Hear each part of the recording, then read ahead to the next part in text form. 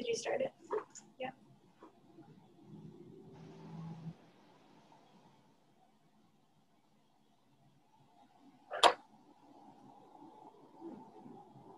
Here we go.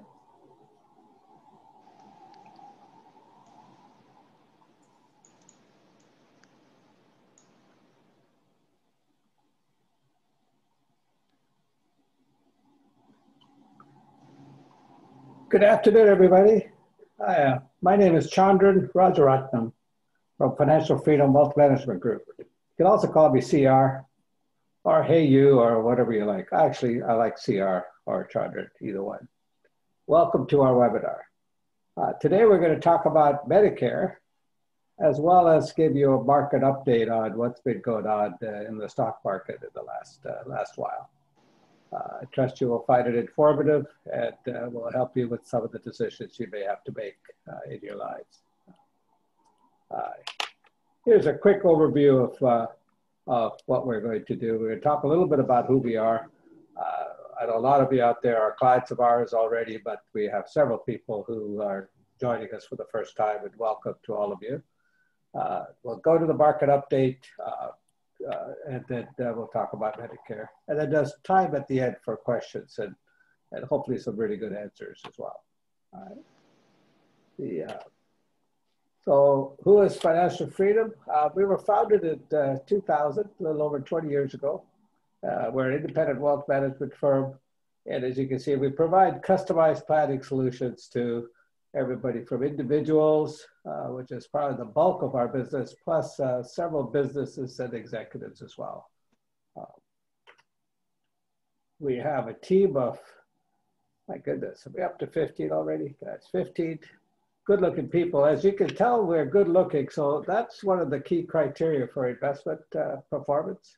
Just if you're ever choosing financial advice, make sure they're good-looking. Well, except for that guy on the top there, oh, whoever that is. Welcome to the team. And one of the key things we'll talk to you about at some point is that we are a team. If you're a client of ours, you can call anybody and you'll get served, you'll get the answers you need and the solutions you're looking for. But one of the key things I wanted to spend just a couple of minutes talking to you about as far as our firm is concerned is, you know, there's over 330,000 financial advisors in the country. Maybe half of them can do almost as good a job as we do as far as investment performance, but very few, if any, are committed to you, to care deeply about you and your financial life, and are focused to create a plan for your dreams and inspire you to pursue financial freedom. And most importantly, have a set of values like we do, where we're willing to go out of business before we violate those values. And those values are, you know, treat all people with respect, never compromise our integrity, delight all of our clients. And, you know, when I first said this many, many years ago, some of the young people said, CR, you know, delight's such an old-fashioned word. Why don't you use wow? And I said, no, I'm kind of old-fashioned. Wow has a flash in the pan aspect to it. Delight is a long-term statement, if you will, to our clients. And here at Financial Freedom, we've added the fourth core value, which is to embrace the team culture. And there's an old saying that the individual can be imperfect, but the team could be perfect. And so that's our goal, is to treat all of our customers in a manner and execute all of the things we need to execute as close to perfection as possible, and that's where the team comes in. We have been around, as I mentioned, for 20 years, and we're pleased to say we are serving clients across the country in 30 states. Of the 15 people, 6 are wealth advisors, 9 support staff. Our broker-dealer is the largest independent broker-dealer in the country. That's LPL Financial. And that's, if you open an account with us, it'll be with LPL Financial. And a lot of people haven't heard of them because they are, not only are they independent, they have no product. So there's no conflict of interest where there's an LPL fund or something they try to get us to put your money into. We have 6 physical locations, and as we mentioned, 30 clients in 30 states. Here are wealth advisors. We're full fiduciaries with the top level licenses. Right. And these are the services that we focus on and strive to do the customer delight around investment portfolio, tax reduction, retirement income distribution. And if you're a business owner, plan for your exit and see if you can maximize the value that you get out of your company. And then after all of that's done at the end of your life, how do you transfer your money upon your passing to your family to increase your family's wealth as well? I'm proud to be part of the executive team. Our founder and CEO, Julia Carlson, the one that started this business 20 years ago, and a real entrepreneur, and also the person whose interest and acumen about investments has helped us grow to the level that we are. And also we're assisted by our Vice President, Jason Harris, who you'll be hearing from him in just a minute, and of course myself. A little bit about me, I don't like to boast, but okay, I'll boast. I've got my licenses, and my background has been in the PC industry most of my life. I've been privileged to run a couple of companies, so I got into the financial side of the world as well. And then 8 years ago, almost 9, Julie and I got together to be part of Financial Freedom and help grow the business. One of my interests is management and leadership training, and so I've written a book called Catch the Arrows at Amazon on leadership. That's some of my other interests. But the best job I ever had was here at Financial Freedom, where I sit with clients and help them out with their lives, the investments in their financial life. Jason, our Vice President, also investment advisor representative with the full licenses, certified financial planner as well, CFP, over 14 years experience. He's a Ramsey Solutions Master Financial Coach. For some of you that might have been aware of the Dave Ramsey program, he's a syndicated radio show host, podcast, and has done a lot of work helping people get out of debt and invest and improve their life, financial life. So he's a coach there. And he lives in Corvallis, Oregon with his lovely family, and he's a community volunteer there as well. He's kind of a big wig in Corvallis. You know, you go to Corvallis, ask anybody, where's Jason? They'll say, oh, he's probably at the In-N-Out burger place at Salem, where he and his family like to go. So, before I digress, let me keep going. DJ, as we call him, David Wright, our wealth advisor. He is, again, all the full fiduciary licenses.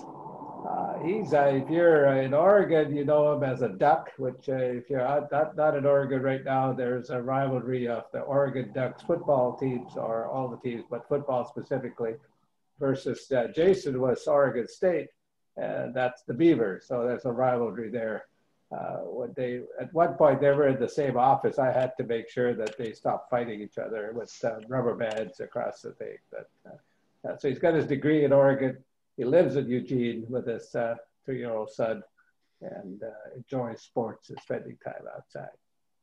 And on that note, so that's a little bit about us. Later on, we'll connect with you to see how you can get connected with us.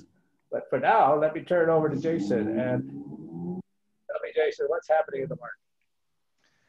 Thank you, Chandran. Yes, let the rivalry continue. Where now we get to talk about the market update together, which is fun. Did you know that stocks can actually predict who is going to win the election in November? Because I'm sure you were all wondering, what's going to happen? We don't know. Well, stocks have actually been a very good predictor. Now, they haven't been 100% accurate, but they have for the last 9 elections, which is pretty impressive. So anyway, this is more just for fun. We're not really saying who's going to win or not. But if you take from August 1st, if the market's higher or lower, 3 months later on November 1st, the outcome, and you can see the writing's a little bit small, but you can see whether the incumbent party won or lost based on that number.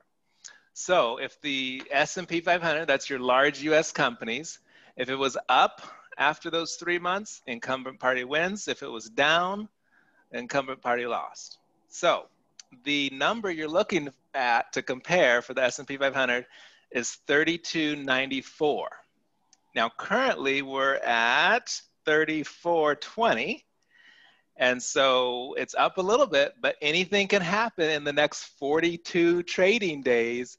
It can go up or down. And so anyway, this was just kind of a fun fact we wanted to throw in there because I know emotions are running high and all sorts of things are happening. So why not throw this up here and just say, hey, let's have fun with it. Let's see if the stock market is going to again predict who's going to win in November.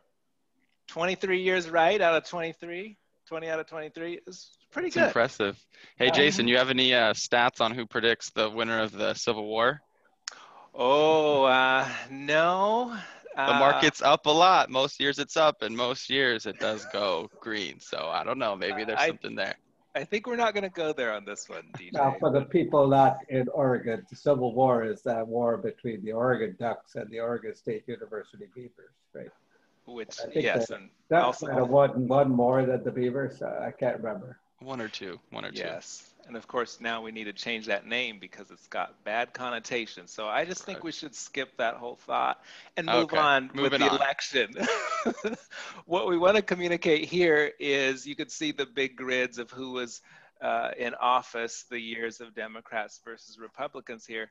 And what you see long term is that stocks have continued higher regardless of the presidential party. So there are ups on both sides of the equation here. And there's really only 2 down years or down times after a transition there. So anyway, the key point here is that it doesn't matter. When you've got long-term money, you want to get it invested and you want to stay invested no matter who is in office. Right, and it can have short-term effects, right? People reacting to the outcome. But again, it's very short-term. And again, if you're in it for the long haul, it's kind of irrelevant what those minor ups and downs do along the way. Exactly. Yeah, so let's look at historically. So going back all the way to 1926, the S&P 500, 10% on average over that whole time, which is great. Now we are in that second bar, the presidential election year. We are in that year. Market on average has been up 11.3%. I doubt it'll get that high this year, but it could. But yeah, the history shows us that no matter what is happening, on average, these are up. Now, non-election years are clearly the better years, 14%, but you know, who wouldn't take an 8.6% return on those midterm election years? Again, these are averages looking back over that course of time. So we don't go based off of averages, but the key point is just stay invested. So don't base decisions of your retirement money or your long-term money on what's going to happen in November. You want to have a long-term approach as you look ahead.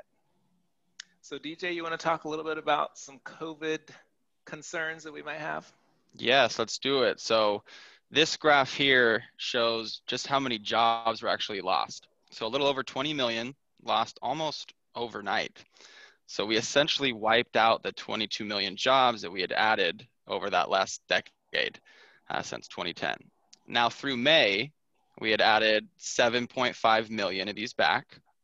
And then through July and August, which is not shown here, about another 3 million. So all in, we've added about half the jobs that we had lost, but we still have about 10 million to go. So why would the stock market be positive on the year? That's a big question on people's minds. So one reason is the markets are always forward looking, right? They look about a year ahead. And so for us, where we're at right now, you know, this pandemic is going to end. It's not going to be with us forever. Hopefully we'll have a vaccine by then. Maybe we'll be back to a more normal economy, and the markets are accounting for that. So we've also had massive economic stimulus. We've cut interest rates essentially to zero, which makes stashing money in the bank less attractive. and make stocks more attractive. So people have been putting money into the stock market. We've also increased the money supply, which encourages spending, right? More money out there, more spending, and that's another positive for stocks. And another part of the stimulus is all the loans that have been made available to companies.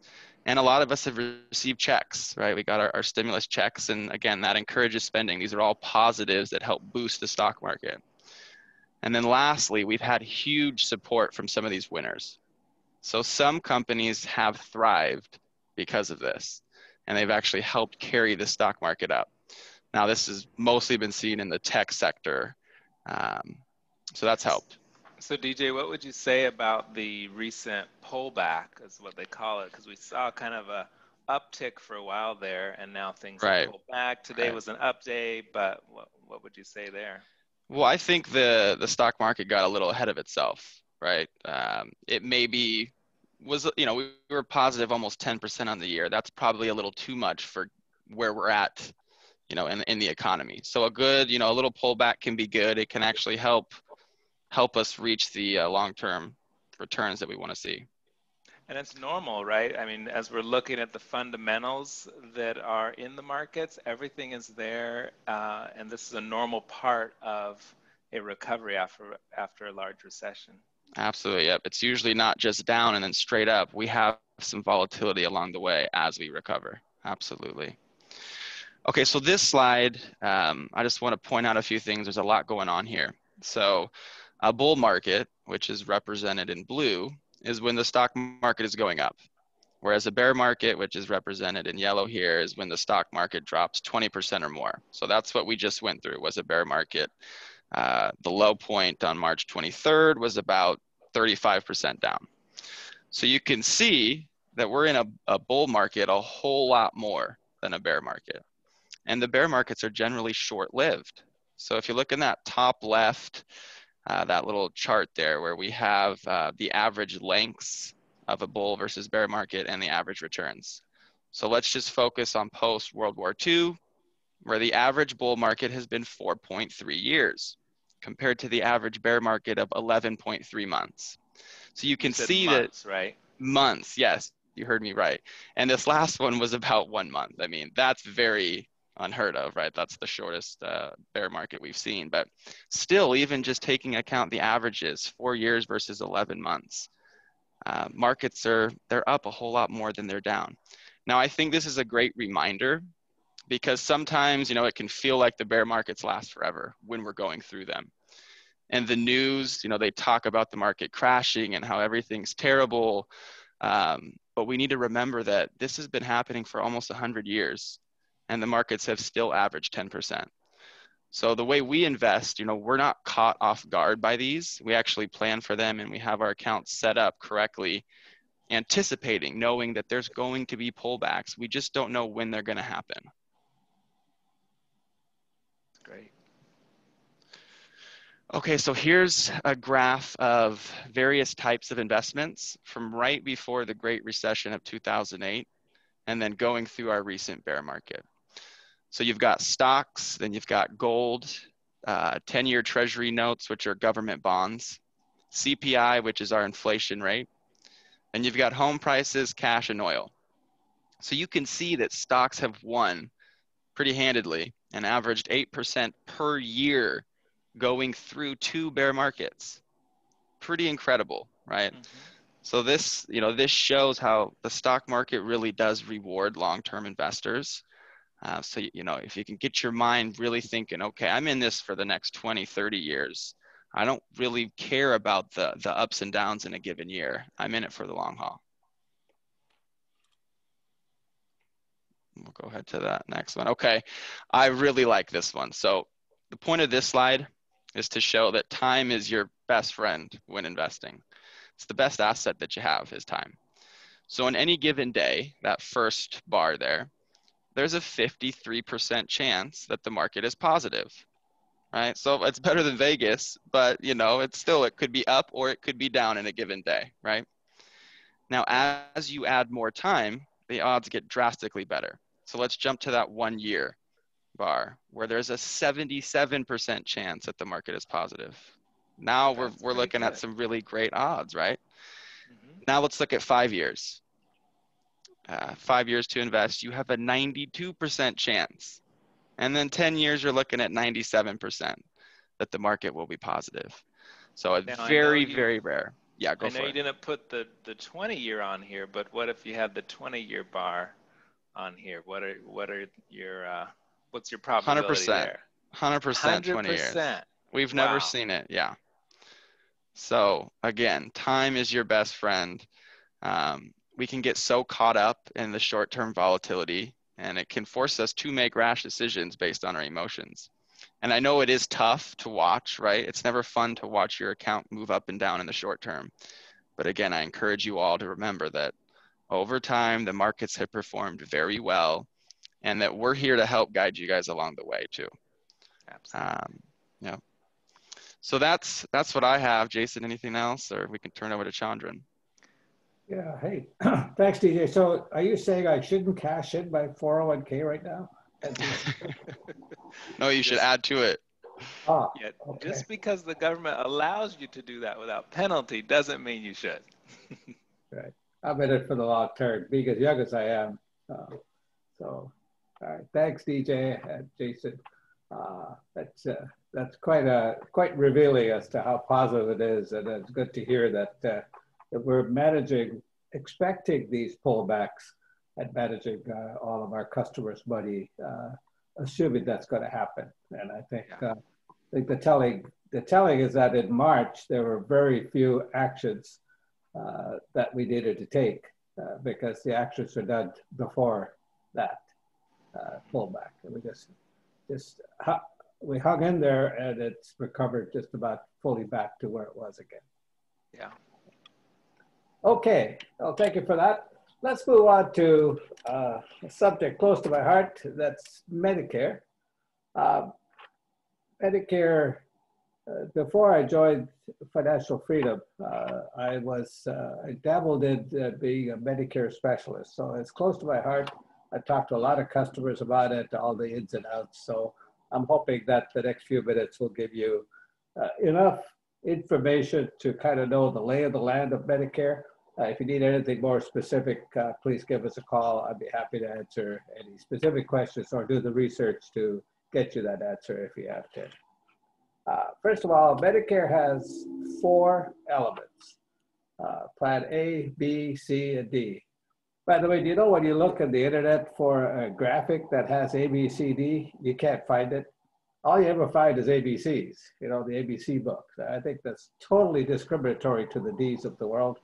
I had to go find the D, and it's a very aggressive D, as you can see there, right? So D is bad at taking care of it. But in all seriousness, Medicare, there are 4 parts to it, A, B, C, and D, right? It was established in 1966 by the Social Security Administration, and now it's run by the Center for Medicare Services. It's for people over 65 and certain younger people with disabilities and ALS, and people with end-stage renal disease or kidney disease. About 63 million people are covered. 52 of them are for the ones over 65, and the rest are for the disabilities and the other options I was mentioning. Now, a lot of people think Medicare covers everything. It doesn't. It covers about 50% of medical costs, but fortunately, there are private insurance controlled by Medicare that basically helps cover the rest, and I'll talk about that. Right. Medicare's health coverage are first hospital, then medical, prescription drug, the 3 basic different plans of Medicare. Now, in all of those, you have out-of-pocket expenses. So you have monthly premiums, annual deductibles, co-insurance, co-payments. Dental is not covered under Medicare, and neither is vision care and eyeglasses. Obviously, if the vision there's some injury to the eye, it's covered, but not for normal glasses, etc. Long-term care isn't covered. Some people thinking that it does. There is nursing home care for when you recover from an illness, but it's not long-term care. And then some places that you go to might charge more than what Medicare allows, and Medicare only covers to the level that they have determined that they will pay. And of course, any services supplies not approved by Medicare is partly out of pocket. Now, I'll go over ways that you could stop having a huge out-of-pocket expense with these medical plans. Well, we'll start with, there are two ways that you can handle your Medicare program. So the first way is original Medicare. And so if you look at that on the left side of your screen there, original Medicare is Medicare Part A and B, a Medicare supplement insurance, and Medicare drug plan. Or you can go to, on the right side of your screen, you see Medicare Advantage plan, call it MA, which instead of A and B, you actually get C, right? Actually, it replaces A and B. But C, Medicare Part C plan has to include all the benefits that A and B cover, plus extras. Some of them even include Part D, so you only need the one Medicare Advantage plan called an MAPD, and therefore everything's covered. Locally, Kaiser, Blue Cross, people like that have a Medicare Advantage plan. Part C, MAPD, it covers everything. And some of them even cover some eye care and dental care as well. But the ones that don't have the Part D included, then you need to get a separate. Some of them are just the Part C, doesn't include the prescription drug plan, so you get Part D prescription drug coverage. Now, the reason I have it at two different sides of the screen is really those are two different paths you can go by. So let's start with the basics. Medicare Part A is for hospital. It covers inpatient hospital stays. It covers skilled nursing facility care, again, as I mentioned, for recovery from a hospital stay, right? So if you had an accident and you needed help for several days after leaving the hospital, you can go to a skilled nursing facility to do that. And or some of that can happen at your home. Skilled nursing care at your home, if you need physical therapy, speech therapy, etc. And also hospice at the end of your life. Part A covers, Part A alone covers the hospice care. Couple of key things about Part A though. For a hospital stay, the doctor has to prescribe it. You can't just go check in. And the hospital has to agree that they will accept you. Right, so that's usually that's not a problem. That you don't go to the hospital unless the doctor says, "Hey, you better go to the hospital." But that's a key thing that you can't just walk in. Skilled nursing facility, the doctor certifies, and if after a 3-day hospital stay, right, you need skilled nursing, you're allowed to be covered for 100 days by Medicare Part A. Now, there's a little bit of a trap here. If you go in one evening and you get admitted to the hospital, and so that's your day one, you go in, day two is the next day, day three is the next day. Actually, and you get discharged, that's not 3 days. They need 3 full days after you get admitted. So you get admitted in the first day, you need 3 full days of hospital stay before you're eligible. Some people have been caught with that. They got discharged the 1 day before they needed to, and they could not get Part A. So just remember that if you ever need to do that. Now, most hospitals know it, and the doctors know it, and so they don't discharge you until after the 3rd day if it looks like you need to get nursing facility. And then it's up to 100 days, and I'll show you the cost in a minute. And in hospice, as doctor says, you have 6 months or less to live. Then hospice care kicks in. Now, here's what it costs. The premium for Part A is nothing if you have paid Medicare taxes while working for at least 40 quarters. Typically 10 years, but it could be 40 quarters over many more years. If you only have worked 30 quarters with Medicare and paid Medicare taxes, then you see there's $252 a month. And if you haven't worked 30 quarters, it's $458 a month. So it's quite expensive if you haven't been putting in. But most of us have been paying into Medicare, and therefore Part A is free. There's a deductible of $1,408 when you go to the hospital. Remember, Part A is for the hospital stay. So if you go into the hospital for those 3 days, it'll cost you $1,408. Right? If you leave the hospital and you paid your $1,408, and then 10 days later you have a recurrence of that disease or that condition, and you go back in, that $1,408 still applies.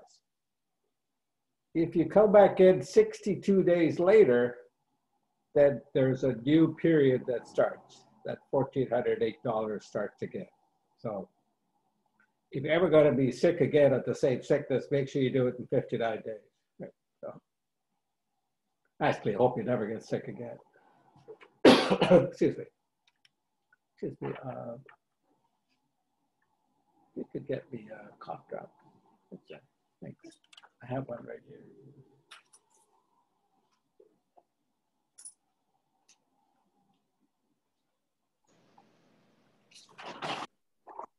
Excuse me, I had a tickle in my throat and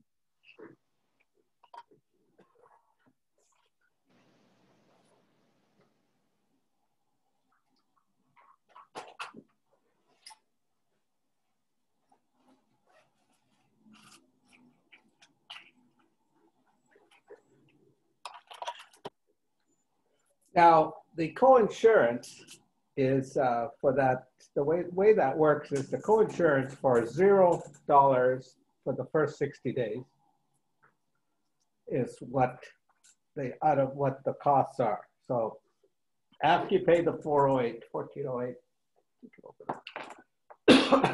after you pay the $1,408 for the first 60 days, it doesn't cost you anything. Then at day 61, it'll cost you $352 a day. And then at day 90, it'll cost you $704, day 91, okay, up to 60 days per life. What that says is it's really $352 a day for 90 days. Once in your life, you could add another 60 days to it at $704 a day. After you have 150 days, that's an awful thought that you're in the hospital for 150 days, but it's 100% that you pay. So basically, Plan Part A Medicare has good coverage, but there's some problems at the other end of that if you have some serious illnesses. The good news is there are plans to help that, and I'll cover that in a minute. Similarly, for skilled nursing stay, nothing for the first 20 days, $176 a day for the next 21 to 100, and 100% after 100 days.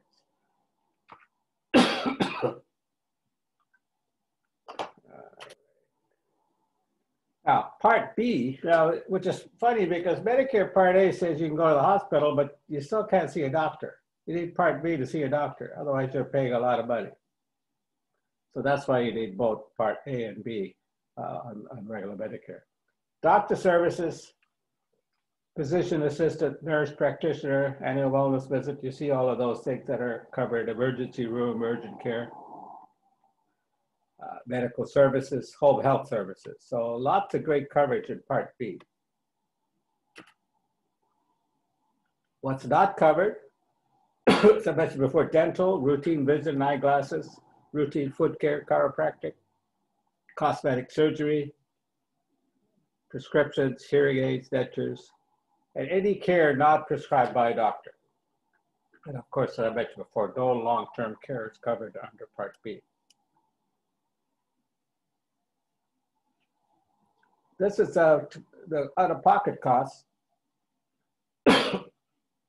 Premium is $144.60 for most people. And if you make too much money, it ranges from $189 to $460 a month up to $500,000 earnings. That's $750 if you're joint. And if you make more than $750, congratulations, you're doing great. On the other hand, your Medicare Part B will cost you $491.60. And the way it works is they look at the year's income for 2 years ahead. So in 2019, income will apply for your 2021 costs. For this year, 2020, they looked at your 2018 income. There's a small deductible of $198 per year. but after that, you pay 20%. Now that sounds pretty minimal. The thing to realize is 80%, if you're in the hospital and you have some major surgery, and I hope you never do, but if you do, 20% off a several $100,000 bill is still a lot of money. And so these are things that sound good, but has a problem with the type of services we need. You know, Medicare is for people over 65 typically, and some of the most major surgeries, conditions, heart problems, et cetera, happen in our older years. So that's where the high cost of medical care is. So 20% is a lot. There are some places that are allowed to charge 115% of what Medicare allows. They're called excess charges. If Medicare Part B covers the 80, you pay the 20 plus the other 15 for the 115. So you could be paying 35% just with the Part B coverage. That's why our recommendation is you take on supplemental insurance on top of Medicare supplements, and I'll talk about that. So those are your costs. I apologize for that. I got to pick this. It's a lot of ash in the air, and I think I've been irritated by it. We've had some fires east of us, and the winds have been blowing. And yesterday in this area, it got dark, pitch black by 4 because of the smoke of the fire. So I think that respiratory-wise, that's not a good thing. Okay, Part B, relatively inexpensive, average about $30 a month for most Part B plans. The deductible is between $0 to $445 a year. It varies by the different plans.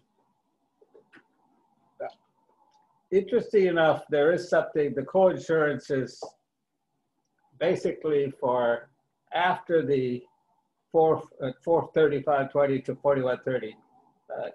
Your cost is 25% of the prescription cost. There is something called a donut hole that when your annual expenses for drugs go over 41.30, they will give you a 75% discount for generics, but you will pay all of the drug costs. And over 65.50, it drops down to 5%. So when you spent a lot of money on drugs, they will drop down to 5% over 65.50. If you have a lot of prescription drugs and a lot of issues, then one of the things I would recommend is that talk to us, but at different drug plans, you can go in and list all your prescriptions to make sure you're finding the right Part D that has the best coverage. Not all of them are the same. So, it'll be Humana or Kaiser or Blue Cross or whoever it is, each one of them have different formularies, as it's called, that lists what they will charge for the different drugs that you may be using on a prescription basis. So I've covered kind of the basics of Medicare, but now, as you heard, I was mentioning all the things that potentially could be expensive for you. You know, the co-pays, the 20% for Medicare Part B, the $1,408 for the hospitalization. And what's key about that is that you may only be in there for 2 days. It costs you $1,408 for the hospital. When, yeah, they cover a lot longer period, but typical hospital stays, 90% of hospital stays for 3 days. So every time our recommendation, when you get Medicare, you then look to get alternatives to original Medicare as well. So Part C is one of the ways that you could do that, a Medicare Advantage program. Excuse me.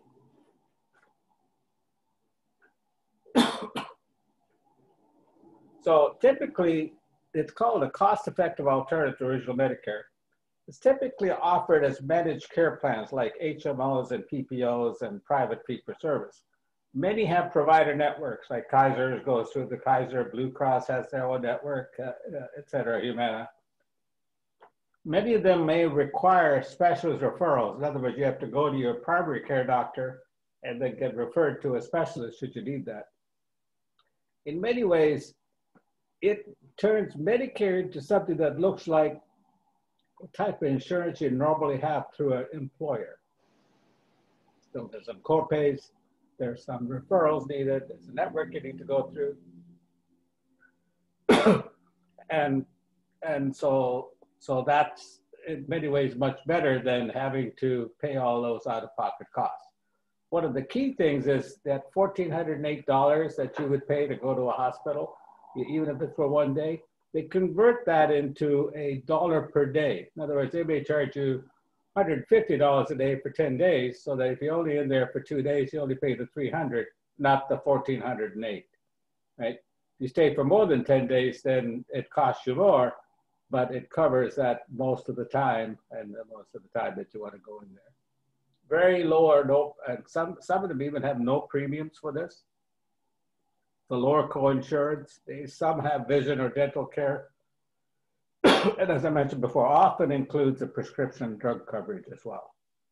So that's Medicare Part C or Medicare Advantage program. Now there's lots of different ones. The reason we do this webinar now is that starting about in the middle of October through December, it's called the open enrollment period.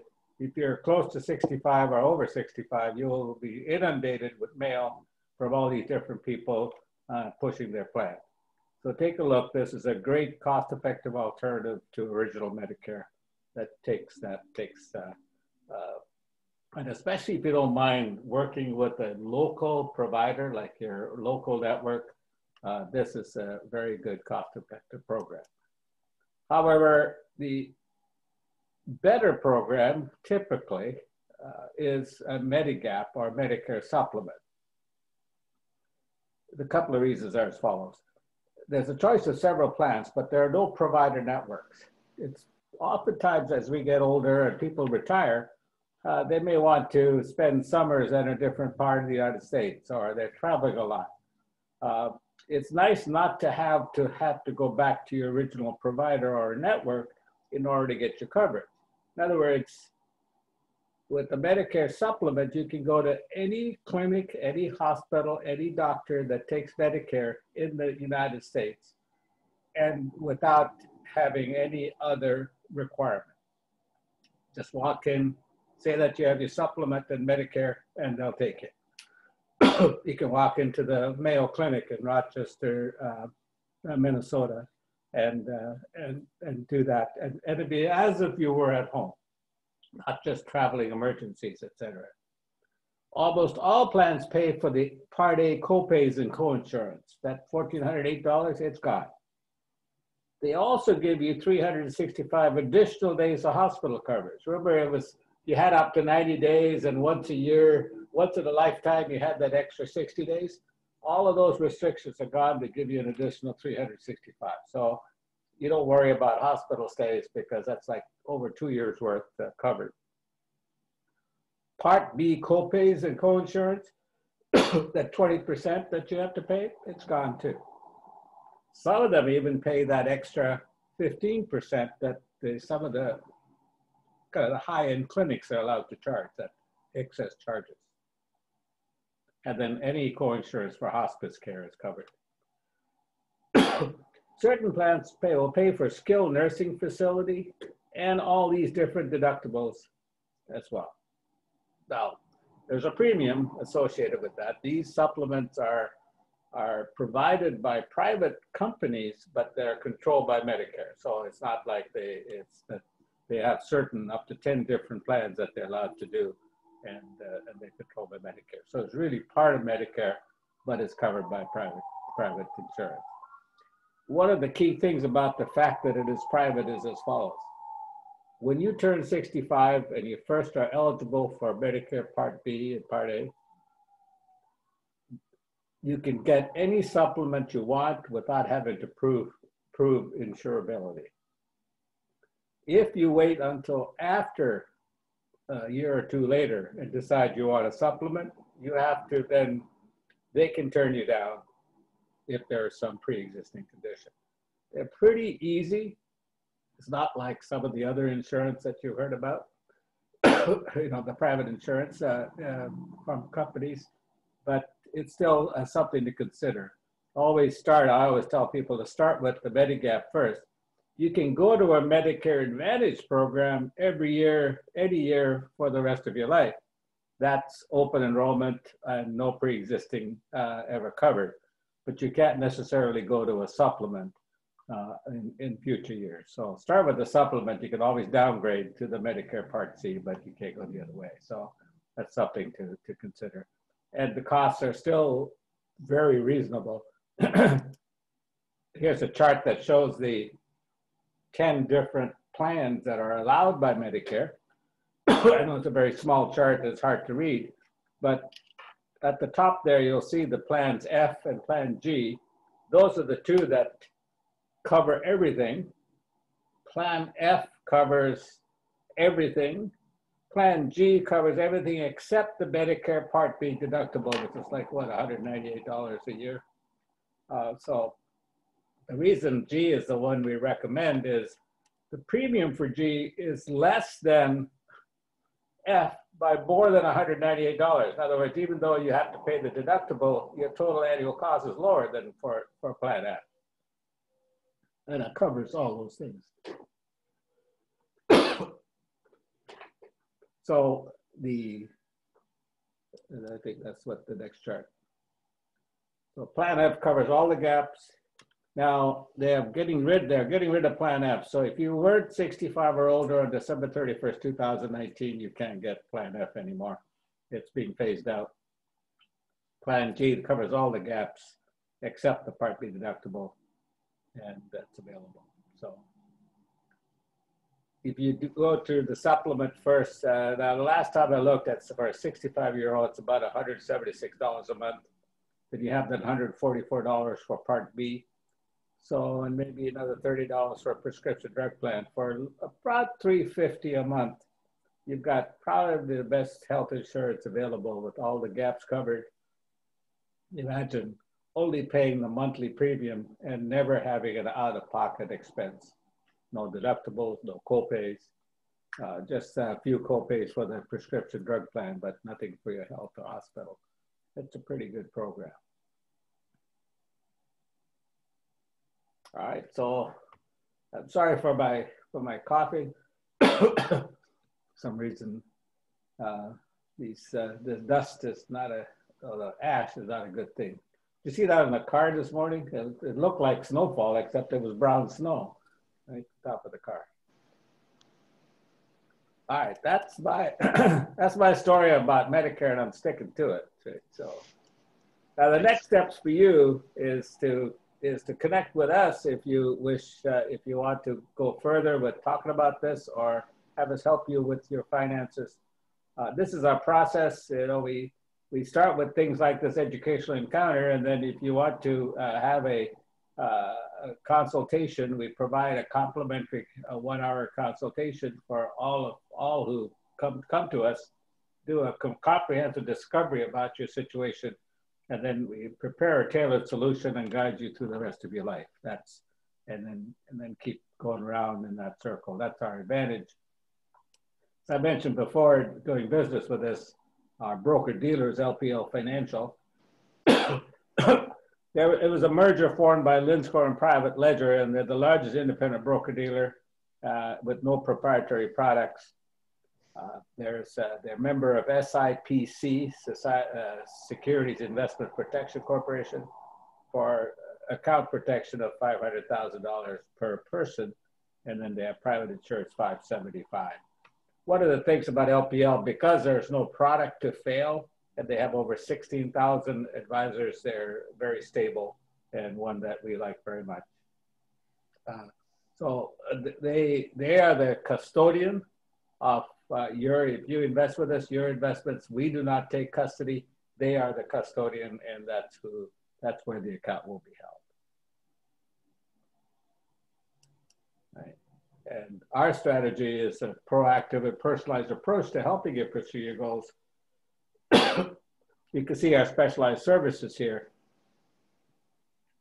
I think the key thing, the last point here is that we have passionate team members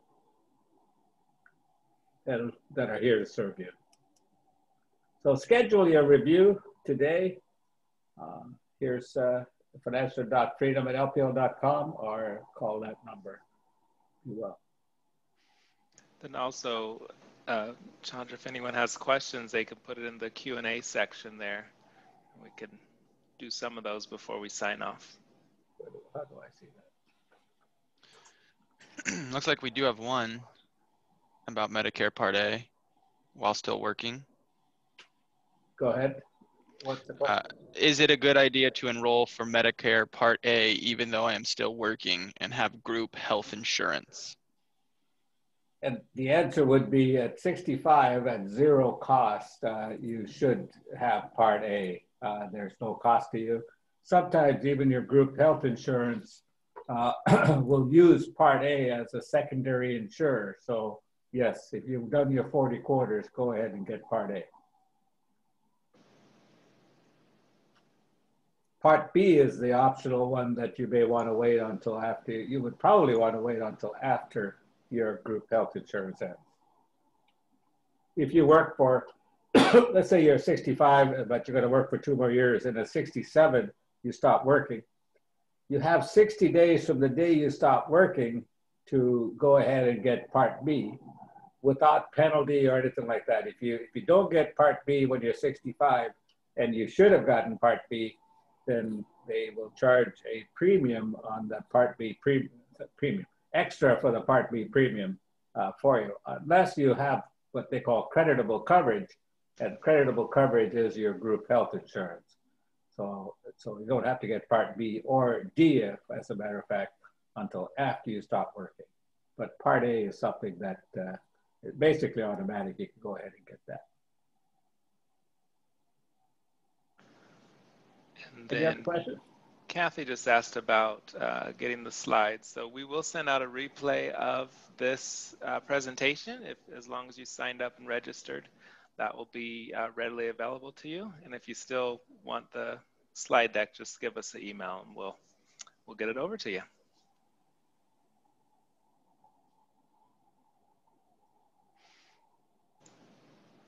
Looks like that's it.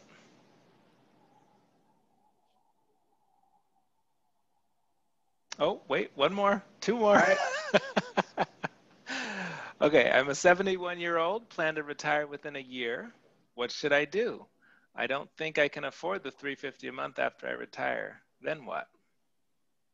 Well, your best plan then is, cost is a problem, is to, well, first of all, contact me and I'll talk you through your particular situation. But there are 0 premium or very low premium Medicare Part C plans that the only limitation is you'll have to go through their own network, depending on where you live, hook up for a Medicare Part C plan.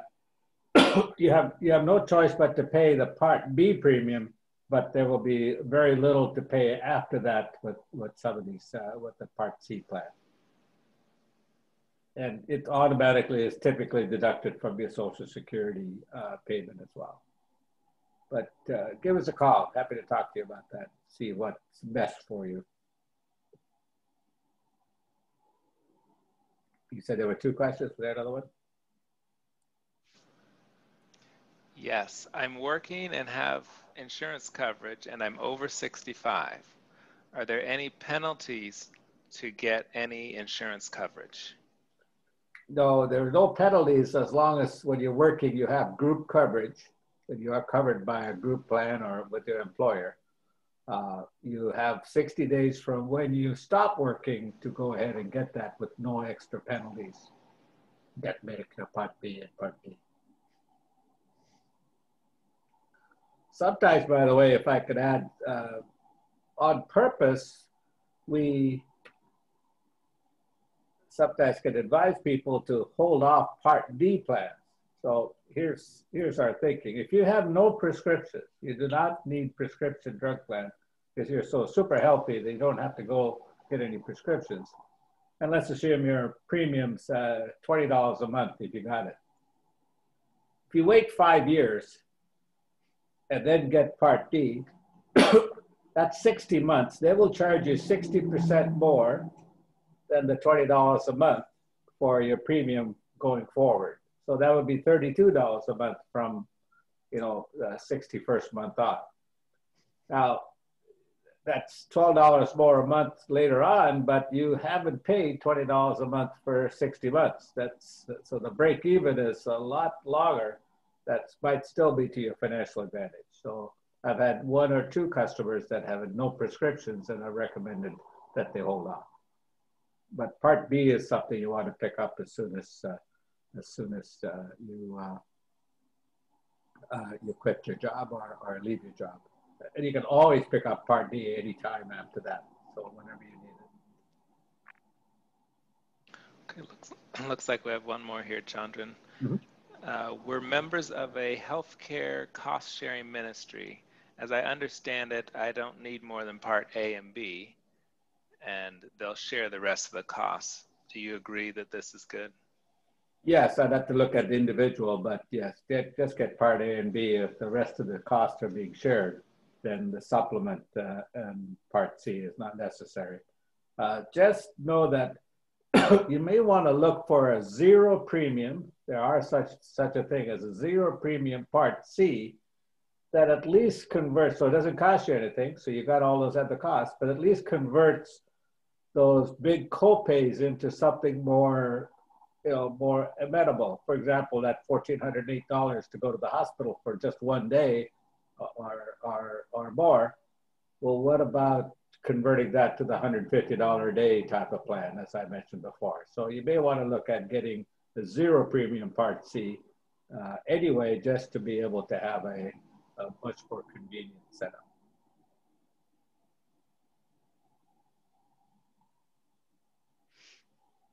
All right, I think that's it.